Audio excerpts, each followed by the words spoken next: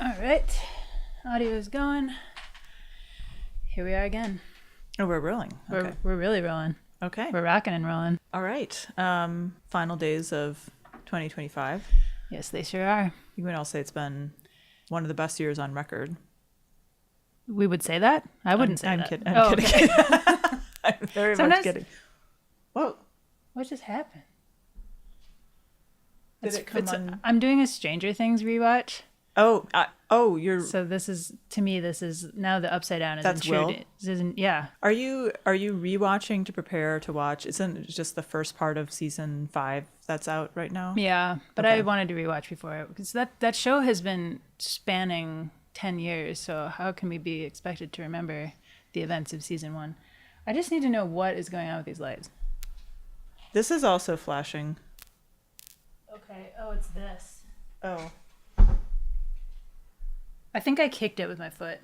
I think that's Oh. what happened. Okay. It's either that or it's Will in the Upside Down. And Seems then more likely. Demogorgon. Is that what it is? The Yeah, the Demogorgon? Demogorgon. With it's tulip mouth Yeah. with the teeth. Yeah. Hopefully it's not that. Hopefully Okay, I so don't we were kick talking about so I think Stranger Things season 5 is one of the more positive developments in 2025, but there have been some perhaps less great aspects of 2025, just a few. it. Hasn't been the best year all around. No, it really hasn't. So I guess looking forward, there's not a whole lot we can do about some parts of that, but what are your 2026 plans, hopes, dreams in the next year? Is there something from Elle Cordova Industries like ongoing? I'm still in industry, it seems. Elle Cordova cinematic universe, things that people can be looking forward to. I'm trying to release this album. That is the new album of music will be coming out.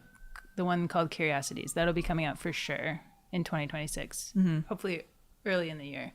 It's done. It just needs cover art and needs to be rolled out. So that will for sure be something that I'll be putting out. And then I'm trying to work on a book. We'll see. Maybe that'll be done this year too. I would like to read more. I'd like to write more. What about you? Well, I am on the hook for writing some things for my job, so I desperately want to You're writing a finish book for those. your job. I do. When you're in academia, then you have to. Mm-hmm. And it's not the kind of book that like people are excited to read. I'll read it. I'm know. excited. Well, I don't think you'll have a choice because I'll be reading the proofs. I'll recruit you. So I desperately want to finish that. And then I'd like to, I moved to a new city, not super recently, but I would like to get to know my new city more. I've just been sort of hunched down into my job. And so I want to change that. But, I think resolutions can be good. Let's just hope, that 2026 is maybe a bit of an upturn, maybe even in November or something, just Maybe. like throwing it out there, Yeah, maybe There could November be- is a target month. Yeah, for- maybe something will happen in November, Yeah. So best wishes for a more positive 2026 than 2025. But speaking of reading more, of course, we have been reading a lot this year. Yeah, thanks to this book club, I have increased my reading in 2025, so that's been one good thing. Yes. And I hope we've all enjoyed reading a little bit more science fiction maybe than we were. Absolutely, yeah. Most of my reading, I don't know about other people, but a lot of it is for my job, and this is, of course, much more fun to read fiction. Mm-hmm. And this week we are returning to an old favorite, a classic.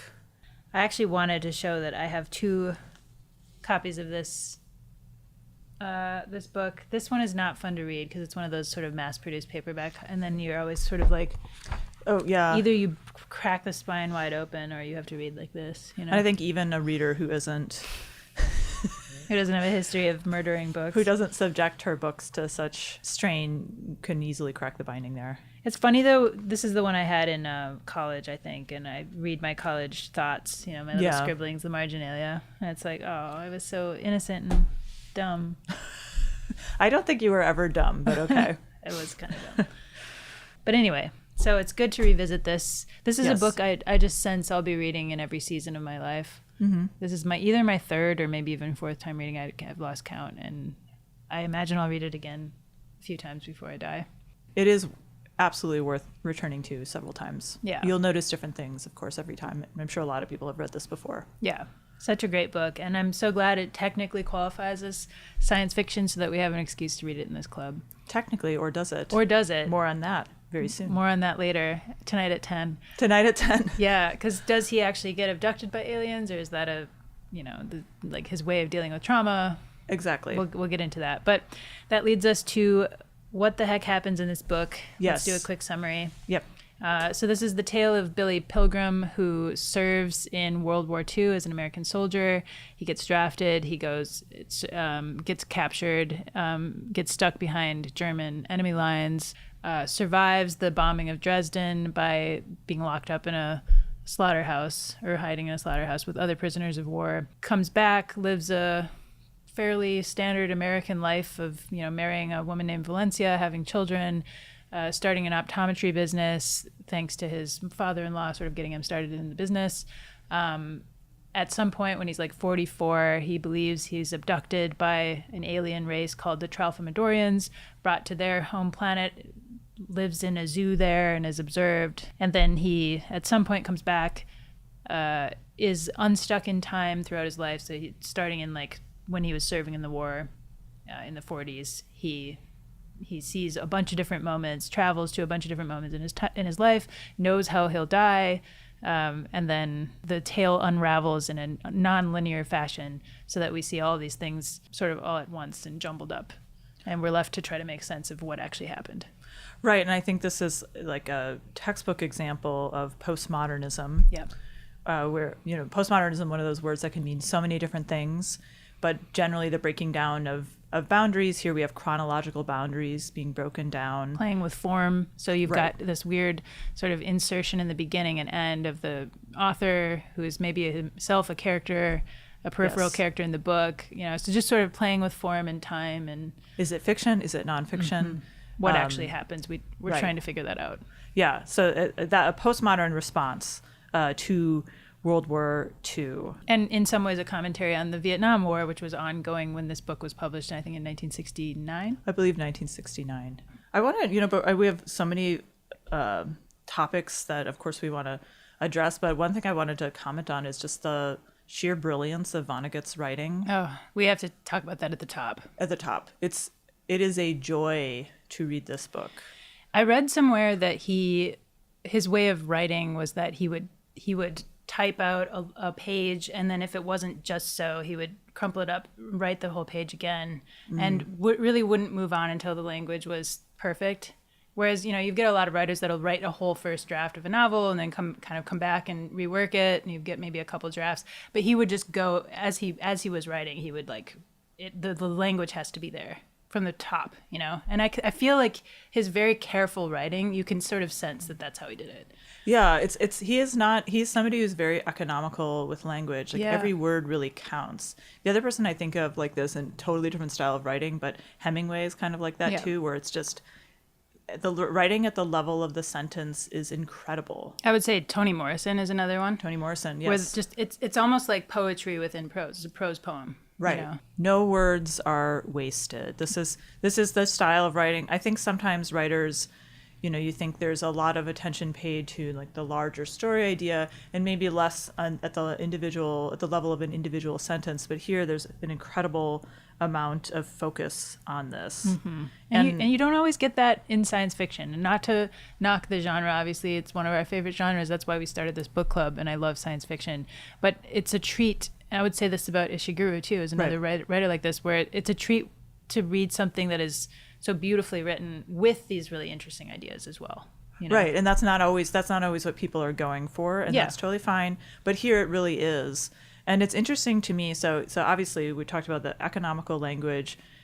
What's interesting to me, despite this book dealing with very serious, very extremely heavy themes, it's also hilarious. It's really funny. It's so funny. Deeply, darkly humorous, yeah. Can't imagine a darker shade of comedy than you get here. I was struck, rereading this, the introduction or the little glimpses that a glimpse he gives of Billy in the war. So I've got the newer edition. This is a description of Billy from on page 41 during the war. Last came Billy Pilgrim, empty-handed, bleakly ready for death. Billy was preposterous, 6 feet and 3 inches tall, with a chest and shoulders like a box of kitchen matches. He had no helmet, no overcoat, no weapons, and no boots. On his feet were cheap, low-cut civilian shoes which he had bought for his father's funeral. Billy had lost a heel, which made him bob up and down, the involuntary dancing, up and down, made his hip joints sore. Billy was preposterous. Yeah. I mean, he's like the physical embodiment of the absurdity of war. Yes. What is this guy doing there? He doesn't even have a weapon. He's not properly clothed. He's ridiculous. And then later he gets that ridiculous coat right off of the dead heap of the clothing from the dead people, and he peels it. It's like frozen. It's full of bullet holes, and then it doesn't fit him. It's tiny, almost like a little vest, and it has like ridiculous furs. And then there's that Brit that's like, Jerry was making fun of you when they gave you that. That's a joke. That's not a coat, And I just think he's a physical manifestation of what, the ridiculousness of war. What is the purpose of this even? Why is he over there at all, bobbing up and down with no weapon and no sense of what he's supposed to be doing? Right. And of course we are, as we'll get into, this is a very disorienting novel in terms of temporality, where you are in the story. Billy himself is very disoriented. He's catatonic. We encounter him in the beginning. He's just sort of like disengaged, unplugged. Right. And then there are all these like really bleakly funny things that are happening to him, but also extremely disturbing as well. And then Billy, like, to me reading this, like Billy's response to his situation, he seems like it's the only rational response to something this terrible. Yeah. He's like, shell shocked. He's like, just the inability to kind of grapple with what is going on is a sensible response to this. And we have alternative responses. We've got the English soldier telling him like, make sure you brush your teeth and make sure you shave your beard. Yeah, every day I get up and I brush my teeth, shave my beard, evacuate my bowels at the same precise time every day. Yeah, and it's just sort of like, what are you talking about? This is war. You're a prisoner. And they've been there for years. Yes. It's sort of them grappling with like, how do we make a life? How do we make sense of life in this crazy situation? Yeah. Yeah. I just think that kind of like the alternation between dealing with these really heavy themes and the sort of flippancy about some of the way that Vonnegut writes about it, it's like actually very devastating, but very, very also funny. I mean, there's also the like, he calls him a hobo, a hobo on the train that's like, do you think this is bad? I've been in worse places than this. You think this is cold? This isn't cold, and then he dies the day later. Right. And it's just sort of like, and nothing matters. It's just all just, or I also laughed when there's this part later where he's encountering, and we'll talk more about this, but Kilgore Trout, who's a science fiction writer, becomes one of Billy's favorite writers. And then we meet Trout, and he's like monitoring these boys who are, I think, newspaper boys, delivery boys, right? And then Trout says, "What are you?" Trout asks the boy scornfully. "Some kind of gutless wonder." This too was the title of a book by Trout, The Gutless Wonder. It was about a robot who had bad breath, who became popular after his halitosis was cured.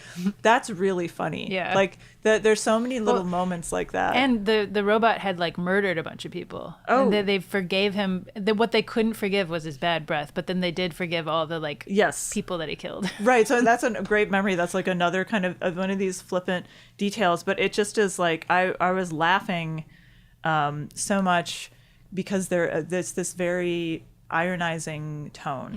So let's talk about this, because I feel like there are multiple ways you could approach. He said he wanted to write his big Dresden book, right? So this really happened to Vonnegut. He did serve in World War II.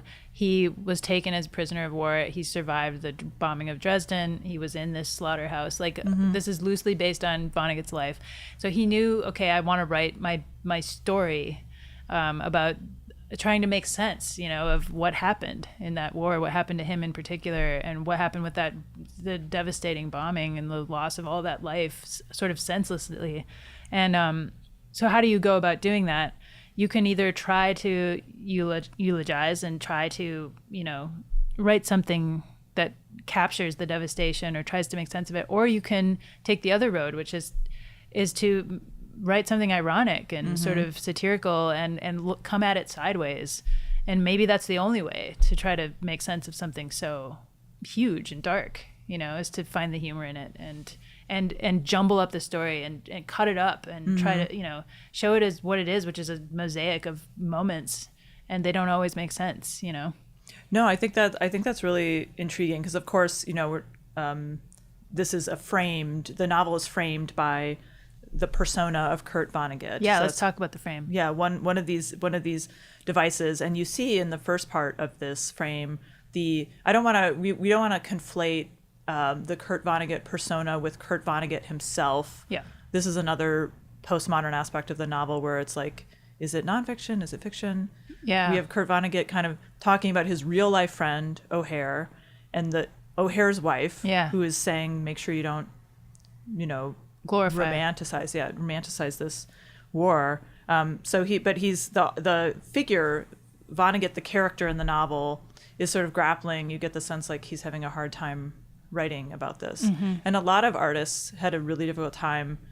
What does it mean to create art after something like the Holocaust, after something like the U.S. bombing Hiroshima, Nagasaki, after the U.S. bombing Dresden, after like all this terrible loss of life.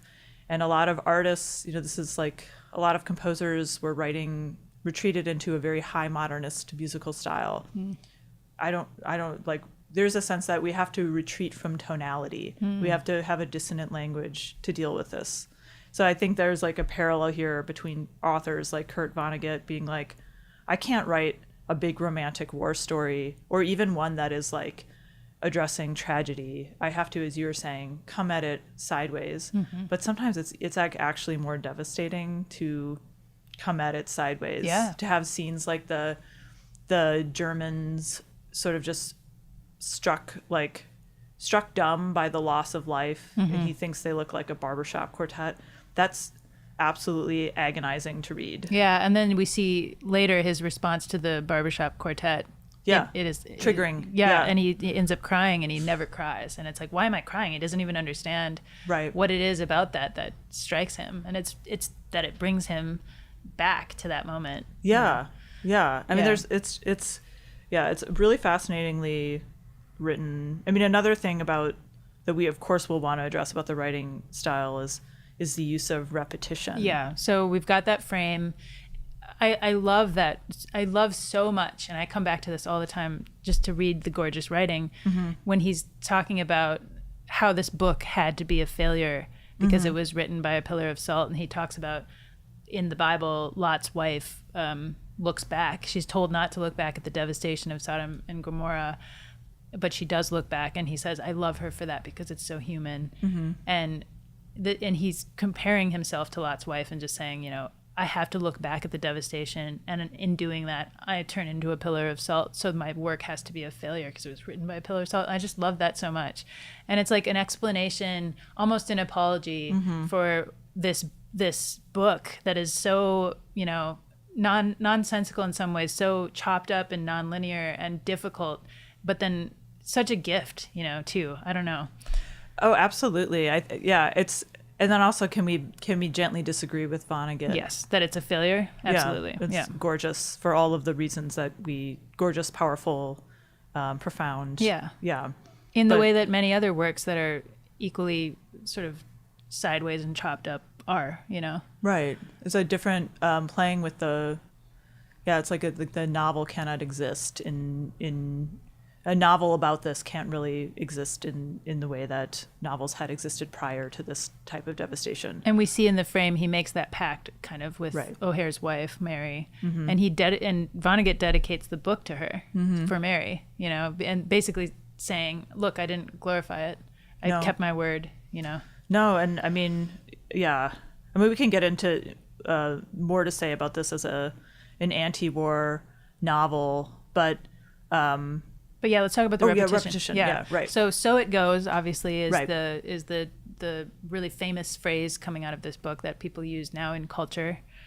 So it goes. I finally noticed on this pass, and I didn't notice this before, but I kind of traced it this time, that the phrase "so it goes" always follows a mention of death.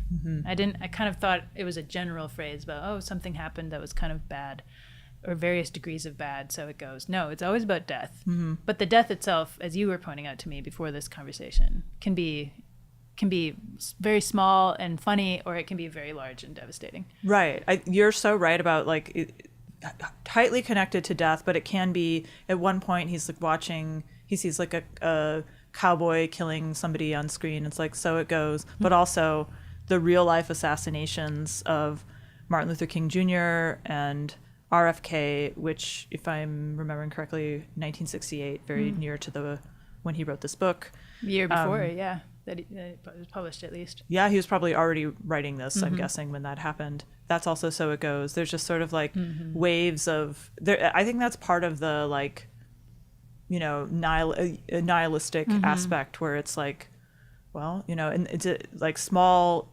death at the very serious level, but then also references to death, the champagne. So it goes. There was one use of it where the champagne was dead. Right. So it goes. Right. And that's kind of, it's just, and it's noticeable. Oh, we'll get back into this too, that so it goes.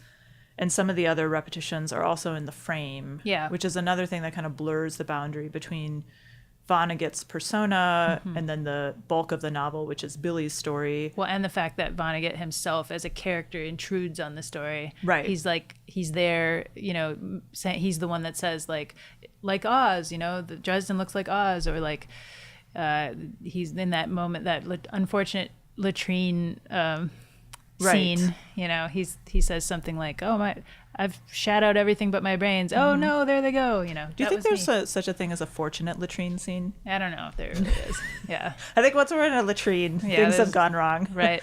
But that's true. But there are some other, that was the one that stuck with me. So it goes. So it goes. And then I would actually say, since we're talking about Vonnegut intruding on the narrative as a character, we should talk about the mustard gas and roses.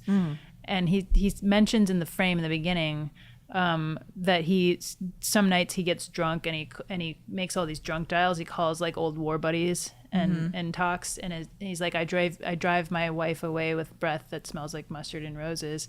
And there's a moment, I think it's the night that Billy gets abducted, or possibly abducted.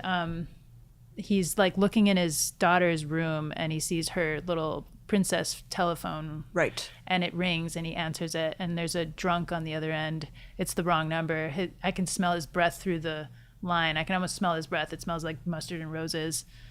So then we imagine, is that Vonnegut calling Billy Pilgrim? Oh, I didn't even notice. I didn't put that together in my because he's saying mind. That's his breath. That's what his breath smells like. And then there's the third mention of it later in the book, after the firebombing of Dresden. They come out, and there's a smell in the air of mustard gas and roses. And so then I'm like, okay, so that now we should think, so why does Vonnegut's breath smell like this death and devastation of the firebombing? It's like this thing is still in him. And when he gets drunk and he's trying to make these connections to the old war buddies, it's like seeping out of him, like he's trying to deal with it, or he's unable to keep a lid on it or something. But anyway, it's a really interesting use of repetition. There's that one. There's also listen, let me tell you this story. It reminds me of like, who else? I feel like there's like another example of this in literature where it's like, listen, I will tell you a story. I think the Odyssey. Oh, I was going to say something else. I was going to say that's more like Tell Me Muse or whatever. I was going to say Moby Dick, Call Me Ishmael. Yeah. There's sort of like this command.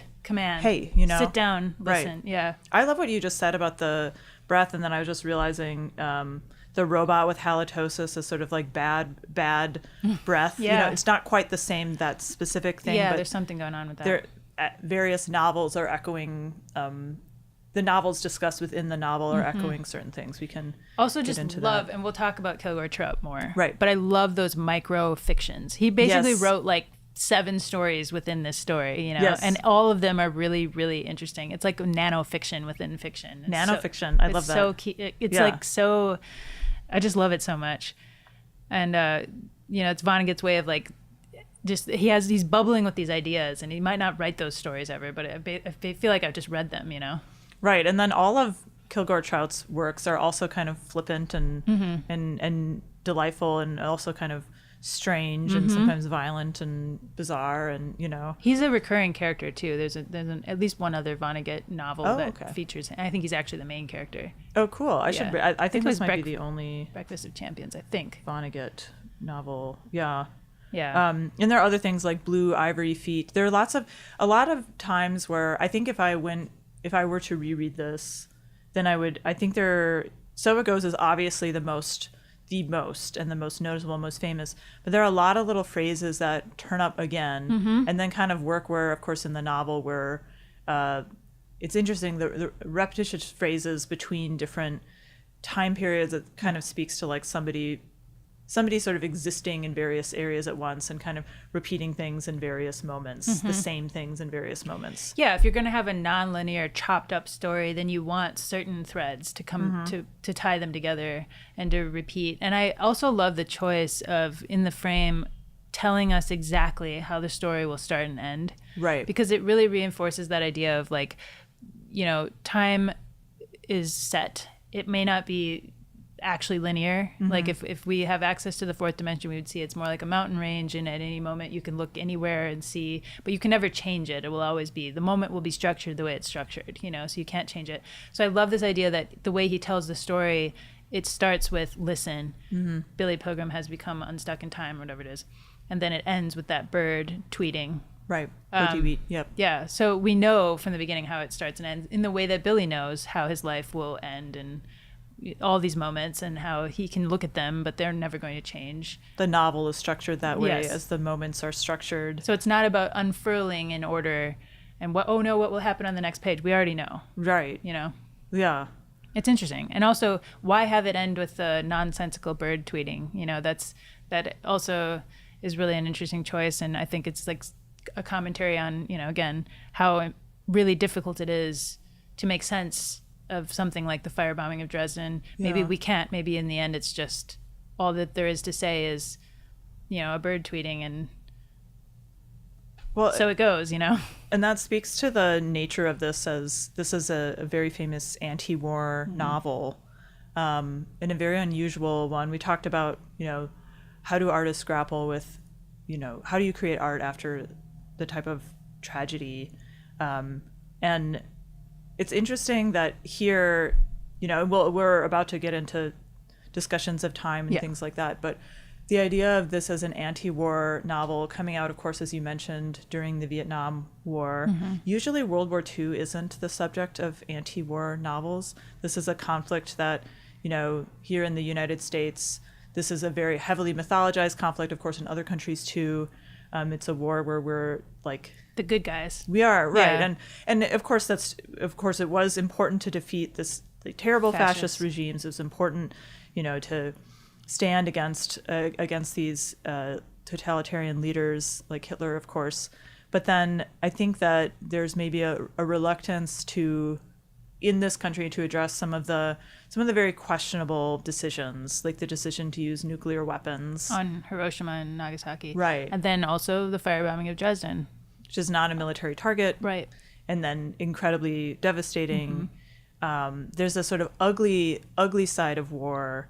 It's sort of the equivalent of like the discussion of mopping up, where soldiers are going, like, after a battle, let's go and like kill and capture whoever remains, you know, or a version of that where the U.S. planes come in after the bombing of Dresden and they're like firing on people. Yeah. There's this ugliness about the war. So it's interesting to me that to see this directed at World War II, which is not typically. It's usually the Vietnam War, but is, like we said, a commentary also on Vietnam, because it's, you know, comes out sort of in the height of the conversations about that. His son is part of, you know, a Green Beret at this moment, and there's sort of, I think you're supposed to kind of feel conflicted about that. Yeah, having been privy to Billy's experiences, seeing like, oh, now his son is gonna do things that are far less, or possibly be part of things that are really, really grisly and terrible, the U.S. actions in Vietnam, and then for that war, it really is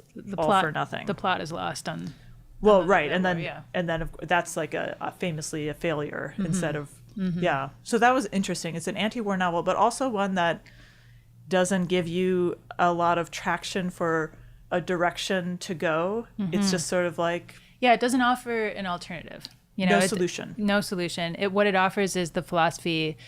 And another thing that has been repeated through this book is the inscription on Montana Wild Hack's locket, also a poster on Billy Pilgrim's wall when he's an optometrist, which is like, God, give me the serenity to accept the things I cannot change, the courage to change the things I can, and the wisdom to always tell the difference, or something like that. Yep. And I feel like that, along with So It Goes, that's sort of the thesis of the novel, which is that, you know, we have to have the serenity to accept, you know, Billy Pilgrim's at least philosophy is like, he can be serene because he cannot change. I think right after when we see the poster on his wall, Vonnegut says, the narrator says, among the things that Billy Pilgrim cannot change are the past, the present, and the future. So basically, he has no agency. His moments are structured the way they are structured. He cannot change anything. So all that's left for him is to be serene. You know, if I can't do anything about this, if I have no free will, then, you know, A, I'm not responsible, and B, I can't. All I can do is just exist. You know? Right. It kind of does. You know, not that Billy was incredibly part of the. He didn't decide to bomb Dresden or anything like that. He's what Vonnegut calls a listless. What is it?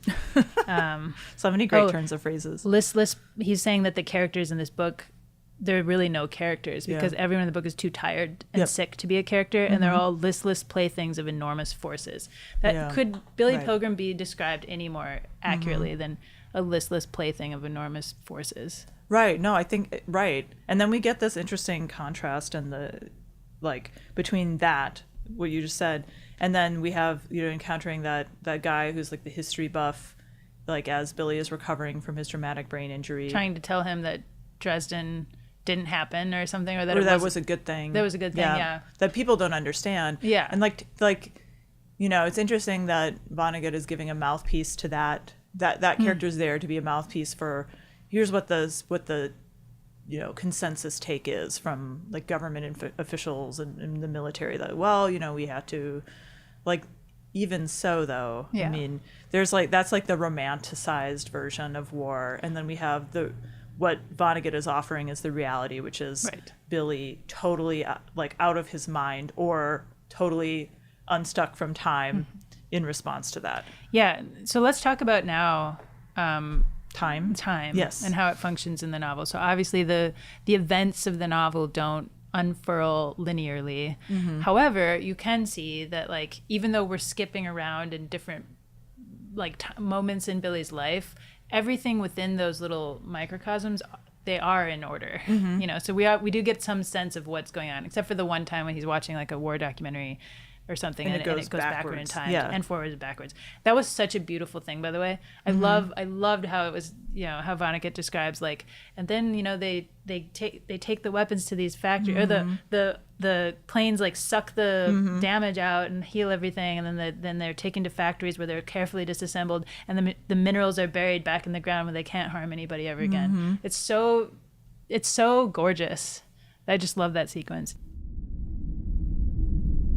Hey there, book clubbers. Elle here, interrupting our conversation briefly to bring you to the Observation Deck. This is a place where people can send in their thoughts and we might feature them here. This month's observation comes from John S.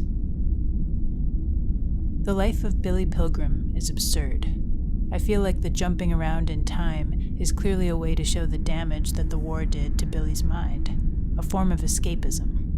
Even the scene of the movie about Dresden, where things go backwards and the bombs unexplode and buildings build themselves back up, feels like a way to show maybe these things don't have to happen. But yeah, within the microcosms of those moments, they're all in order, so we can kind of make sense of the story. Otherwise, this would be totally nonsensical. And then we return the sort of, like, if there's a candidate for a sort of present tense of the novel, I think it would be Billy's wartime experiences, which overlap with, of course, as we'll get to later, Vonnegut's real wartime experiences. There's the wartime narrative, and that is, we keep returning, that is unfurling, each vignette is unfurling in order, and then the vignettes about the war are also themselves in order. Yeah. There's like that's our sort of toehold, and then we're dancing all over, but the war, the crux of everything. And I think that's notable because even though, Billy's abduction by the aliens is not the cause of him getting unstuck in time. Yeah, the narrator tells us this. Right.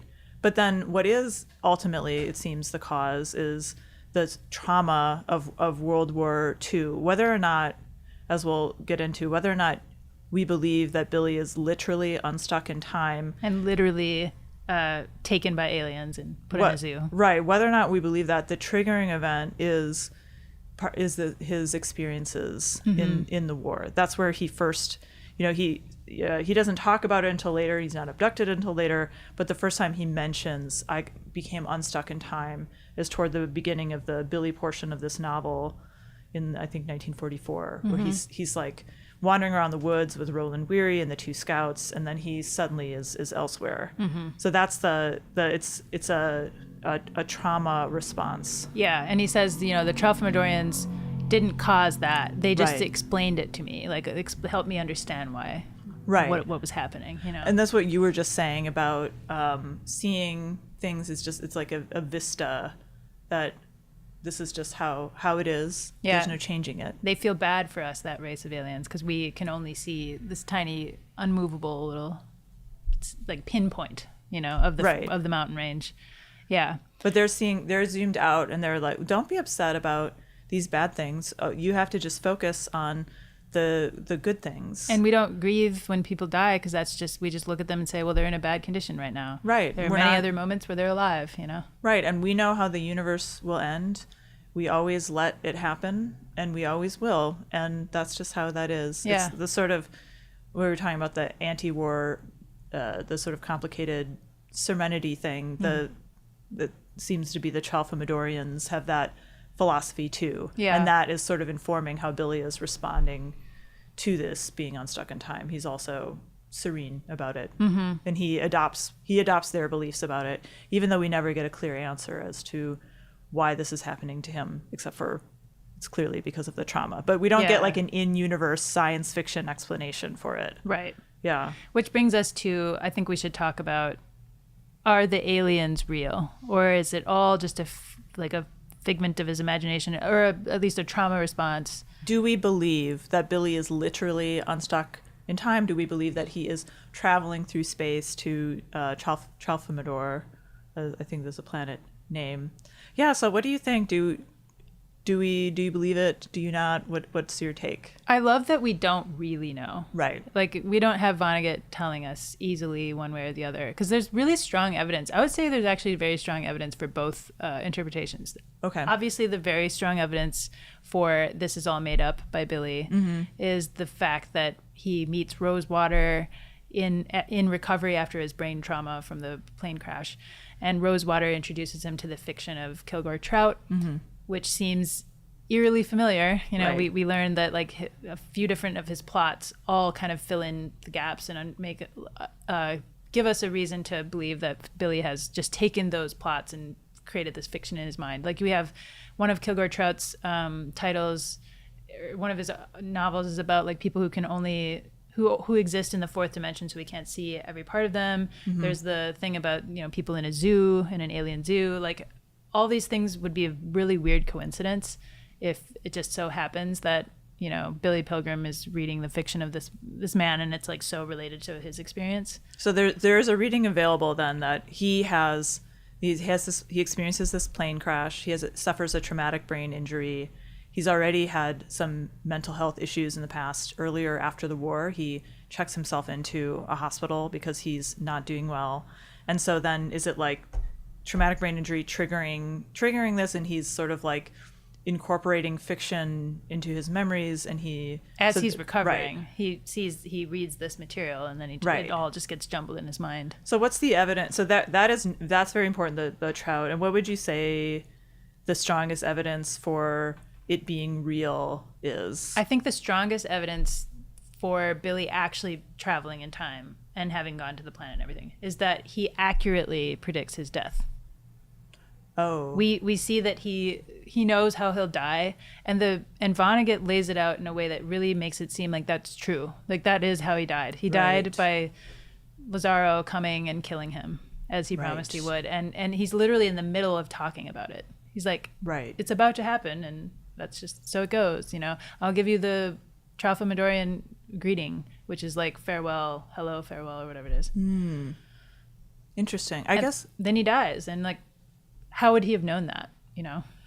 I guess like I wonder if we were going to kind of judge that, I wonder if it's like, he has this traumatic brain injury and he's actually imagining forward. That's not actually how he dies.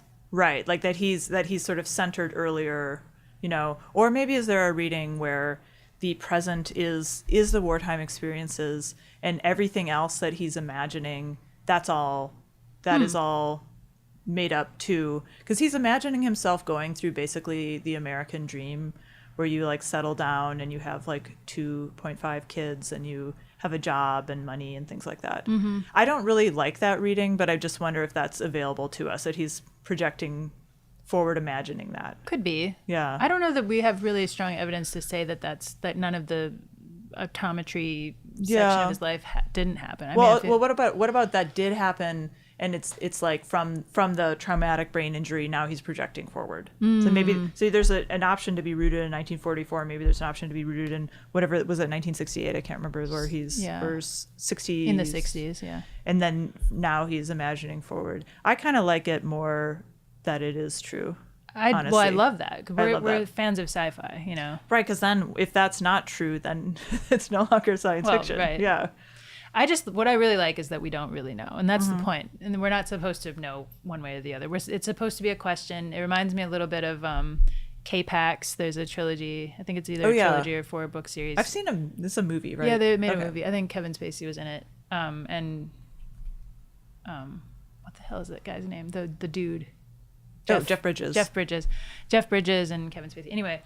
I loved those books when I was in high school, and it's the same thing where it's like, does the Prote character, who's supposed to be an alien, but he's also like maybe a mentally ill, just normal human, is it a mental illness? Is it that he is from another planet? At the end, does he commit suicide? Does he travel back to his home planet? Who knows? We don't know, and the point is that we don't know.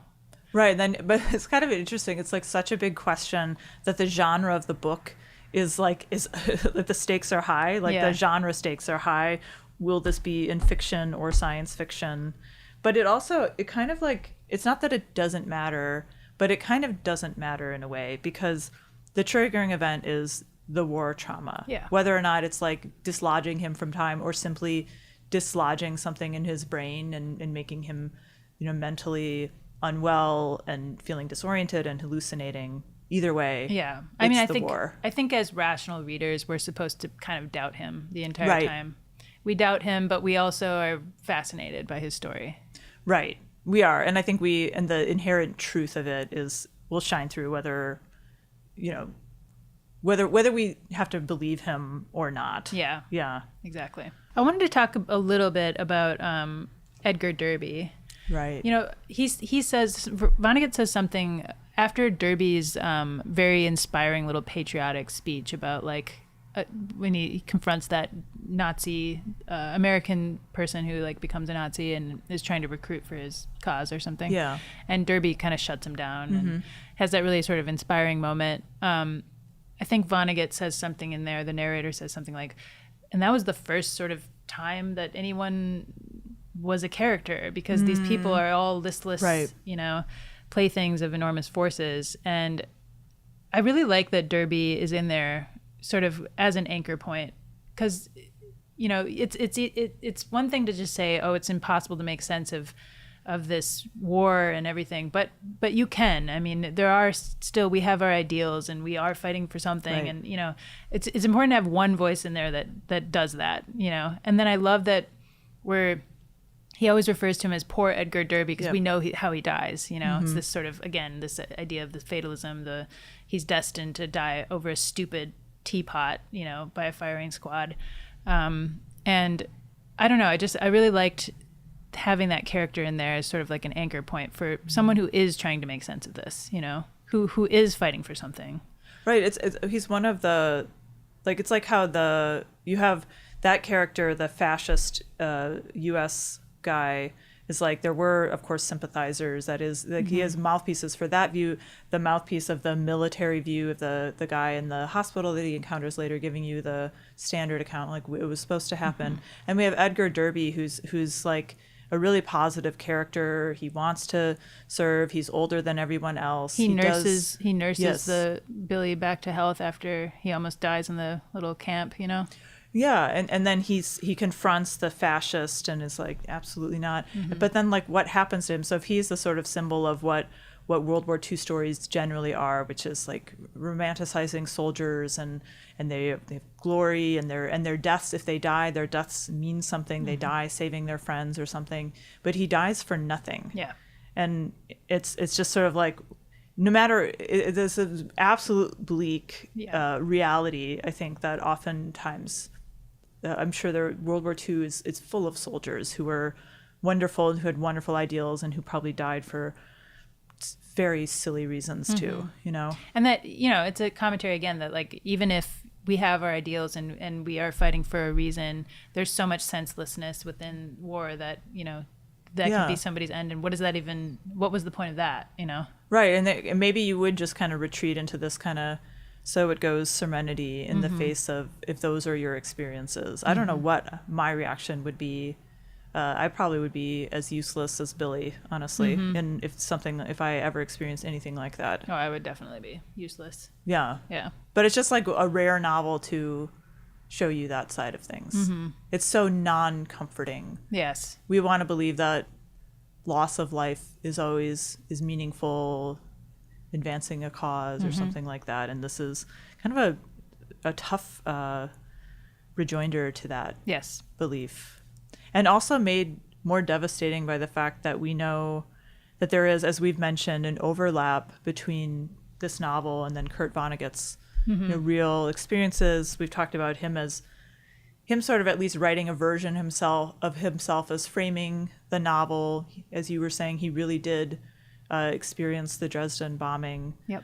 So what do we think about the, like, I mean, connection? It's sort of like hard to know exactly where Vonnegut's real story might begin and where Billy's story would end, you know? Yeah, I think, again, he could have written a memoir. You know, he could have just written in the first person. He could have written a slightly fictionalized version from his own perspective of I just think, like, creating this character who's so unreliable is such an interesting choice, because then what does that open? It opens all of these doors of, like, interpretation, misinterpretation, you know. And I think in the end, it's funny that he calls it a failure, because I think it's the greatest triumph. Oh, absolutely. Yeah. And just a way, like, it would just be, you know, it's like, it would be so much less interesting to read just, and here is what happened to me. Yeah. And wasn't this really terrible? Then, like, finding new ways of saying how terrible this is. But he has found, like, a new way into dealing with just the sheer devastation and the absurd devastation of war. The absurdity, yeah. Yeah. Just, well, and the absurdity of, also the irony of, you know, surviving the almost unsurvivable firebombing of Dresden by being in a slaughterhouse. What is that irony alone is hilarious. Yes. Like, you go to the slaughterhouse to survive. You know, everything's like topsy-turvy, upside down, meaning multiple things at once. And I just think, you know, it's far from a failure. Yeah. And then just interesting for, like, Vonnegut to, I feel like the most personal part of this, at least to me, and of course I don't want to conflate his persona with him, but at the end when he's saying, like, look at all these assassinations, you know, that we're dealing with, and, like, the political violence in the year 1968, you know, Martin Luther King Jr., RFK, and just how you would feel having lived through the Dresden bombing and then seeing what the U.S. was doing in Vietnam must be really, like, like shattering. Yeah. You know? Yeah. And it also is part of this postmodern is it fiction? Is it nonfiction? Where's the truth? He says most of it is real, but this then all we don't... happened more or less. Yeah, Right. At least the war stuff. Right. Yeah. And as you were pointing out, Vonnegut will be like, and I was there. Mm-hmm. And then you're sort of like, oh, and then you're remembering, oh, shoot, this is like still, this is based, there's a kernel of reality here, but I'm never really going to be able to find it as the reader. Yeah. But it will remain sort of brilliantly inaccessible to me. Mm-hmm. Yeah. And it's one of my favorite novels. I'm so glad we got to read it for this club. And we should talk briefly about the movie. Oh, yeah. Grace and I watched the movie. I hadn't seen it. I didn't even know it existed, actually. I didn't either. So, of course, we're, as type A students, we are always prepared. We try to be. Right. And it's fun. It's always interesting to talk about these adaptations because they're such a big part of the reception history of these novels, or they usually are. Yeah, not this one. No, I think if I'm not mistaken, was it 71 that this movie? I have no idea. Is it worth me looking it up? Sometime in the 70s. Unstuck in Time also with the, yeah. Yeah. Right. So, so kind of this is a really difficult novel to film. I think the film is generally well regarded, but it's just hard. It's like, I noticed actually, we just saw it last night. You know who is missing from the film, and it's a huge problem? Kilgore Trout is missing. Yeah. And then therefore also the suggestion that Billy might not actually be experiencing this temporal confusion or temporal leaping around. Yeah, when you get rid of the interiority of Billy Pilgrim, then you really lose the whole sense of like doubt and is this really happening, which I think is so important to the story, Right. So if you just show the events as if they are all for sure happening, even if you tell them out of order, I think you'd lose something, I think there needed to be something more experimental with like perspective. Actually, it occurs to me, so you have seen, I think I know this to be true, the 2002 adaptation of Chicago. Mm-hmm. So if you recall that, so that's of course an adaptation of a musical. The conceit in that film, to deal with like a stage show where you have vaudeville numbers commenting on the action, the conceit of the film is that almost all of those performances are taking place in Roxy's mind. Yeah. She's imagining them. And so we have these very like stagey and like vignetted things. Yes. Yeah. So it's like highly stylized, but it's very successful. So there needed to be something like that to deal with like a perspective, or it needed to be more stylized. It needed to raise more questions. I almost wonder, I don't typically go for this, but I actually think in this case, maybe just having a narrative, like a narrator voiceover, would have maybe helped.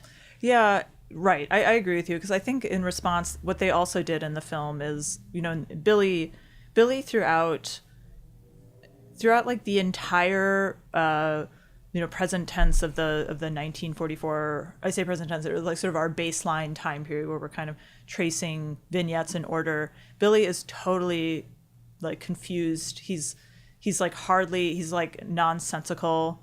But they had the Billy in the film version. I feel like whoever wrote the script and then also the direction, they were like, okay, well, we need Billy to be conveying some information. We need access to his mind. So he comes across as actually very like together and not disoriented. Yeah, it reminds me like that one scene in the book. He's like, when he's like, you guys can just go on without me. The vibe is very much like he's given up. He's unplugged. He barely knows what's going on around him. He's listless. He's, like you said, almost catatonic. He's preposterous. He's preposterous. It's fine. I'll be fine. Go on without me. He just doesn't want to be a bother. That's funny, and sort of it's a very specific thing. Whereas in the movie, he's like praying. He's like, oh, our Father who art in heaven. It's just like a totally different thing. It didn't quite work. Right. And I think they're just trying to grapple with like it's easier cinema. You do have some access to interiority through reading people's facial expressions or listening to music and things like that to fill in, but it is obviously much easier to be explicit about interiority in a novel. But the way they directed that actor to act was very much like he's two together. He's not dopey enough. He's not preposterous enough. He's not like listless enough. Right. Like he's way too together. And then we're missing then the crucial thing that this is whatever's going on, whether it's literal or whether he's just having mental difficulties, it's a trauma response to the war, so we need to see him being traumatized. right? Yeah. And we're kind of missing Yeah. missing that. So I thought it was an interesting film, and that's like, it's also really, I don't want to be hard on the film because it's just an extraordinarily difficult novel to convert. I'd say it's still worth a watch. It's it was good. It's a slightly different story then, you know. It is a different story, but I thought some of it was really compellingly done. I thought some of the transitions were very beautiful. I would say the execution of Edgar Derby was almost more beautiful in the movie than in the book. Right. Just the sort of the flippant way that the soldiers did that. Like, they barely even noticed doing it. Yeah, and it's so beautifully shot. So in the movie, they're like tracking the German soldiers walking by, and in the background you see Edgar getting killed. And the German soldiers are looking at the thing that Edgar Derby was. It was a teapot in the novel, but in the book it was like a little trinket, little figurine. Or in the movie, it's some type of figurine. Yeah, it's a figurine. So they're like it's two officers, you know, talking with this, looking at this figurine, and then sort of blurry in the background you see Derby just getting executed like it's nothing, and then they look at it and they decide it's dumb and they just throw it into the rubble. It's just. Right. I thought that was so beautifully done. Right. So there's some really brilliant moments. And I thought that the actor was really good. I just think they had a different take. The script had a different take on him. But worth a watch. Definitely worth a watch if you haven't seen it. And I'm so glad that we read this for the club. Really good pick on the part of the patrons. Do you want to introduce ourselves before we go, or? Like, we keep doing They this. know by now who we are. I'm Elle Cordova. And I'm Grace Yost. And this has been Elle's Sci-Fi Book Club. Well, should we announce the... Oh, you already probably announced it by now. Well, I announced it on Patreon, but the next book next month is The Power by Naomi Alderman, which is an interesting conceit for a story. Yes. So that women suddenly gain this immense power to harm and... Yeah, and I think it's exciting because I don't think either of us we've not read it, right? This will be one of the rare books that neither person has read. Yep. And maybe you haven't gotten a chance to read. I think it's pretty recent, like maybe 2016. Yeah. On the recent end of at least our scope. Sure. So it should be really 10 years. A fun read, you know? Yeah. So that's informative read. I should just say. I don't want to promise it will be a fun read. Yeah, who knows? Right. But we'll look into diving into that. And in the meantime, hope you enjoy the new year and that happy 2026. Yes, and we'll see you next year. See you next year. All right.